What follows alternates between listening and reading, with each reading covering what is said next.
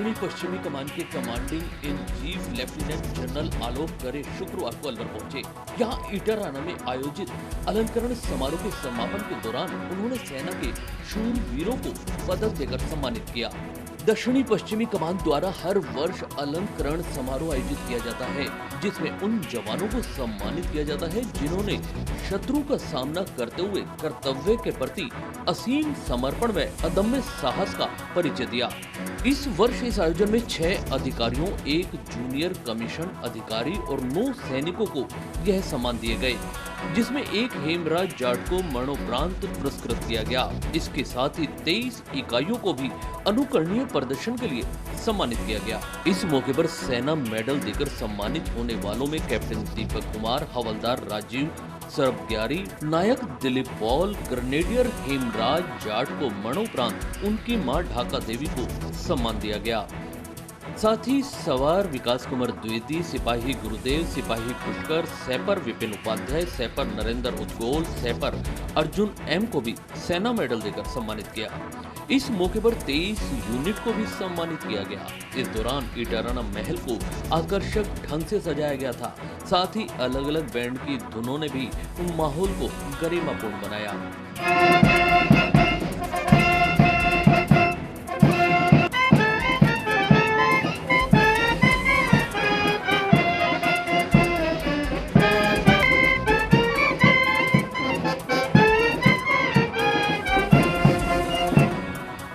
समारोह में मौजूद लोगों की आंखें उस समय नम हो गई जब शहीद हेमराज की मां ढाका देवी मंच पर सम्मान के लिए पहुंची। यहां लेफ्टिनेंट जनरल आलोक करे ने सैल्यूट कर उन्हें गैलेंट्री अवार्ड देकर सम्मानित किया।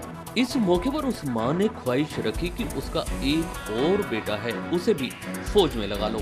कार्यक्रम के बाद आलोक करे एक बार फिर शहीद हेमराज की मां से मिले और कहा, आपको एक बार फिर सैल्यूट करने का मन कर रहा है। इसके बाद लेफ्टिनेंट जनरल मीडिया से मुखातिब हुए। उन्होंने इस मौके पर कहा कि जवान के सीने पर लगने वाला यह मेडल पूरी यूनिट का मान बढ़ाता है। यह आर्मी के लिए गौरवशाली दिन है।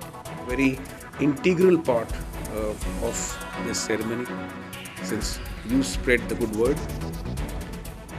आप सब लोग जानते हैं कि इन्वेस्टिचर सेरेमनी का महत्व क्या होता है।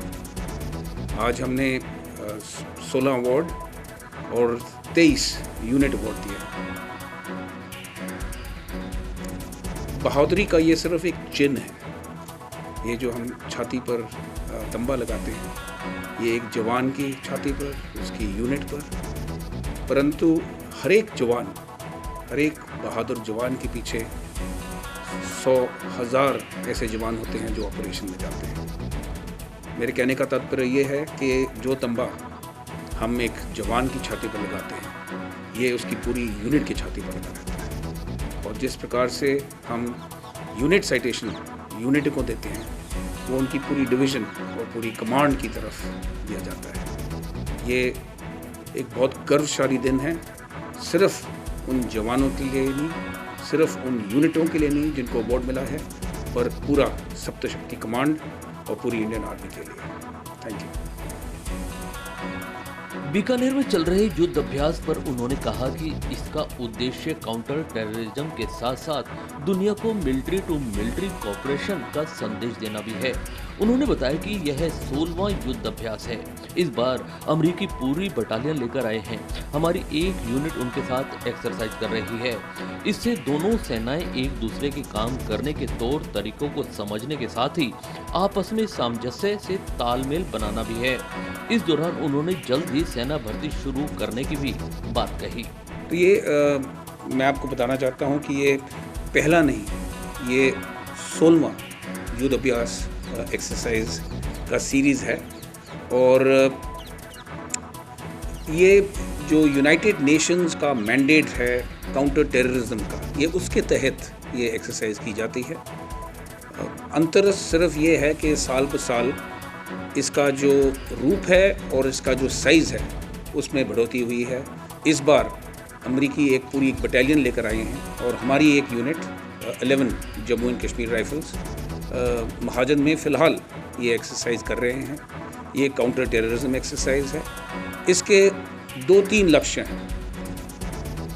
पहला लक्ष्य तो ये है कि दूसरी आर्मीज़ के जो तरीके हैं, जो ट्रेनिंग एक्सरसाइजेस हैं, जो कॉम्बैट ऑपरेशंस हैं लो लेवल के, उनको समझना और आपस से बेस्ट प्रैक्टिसेस एक दूसरे के लिए लेना।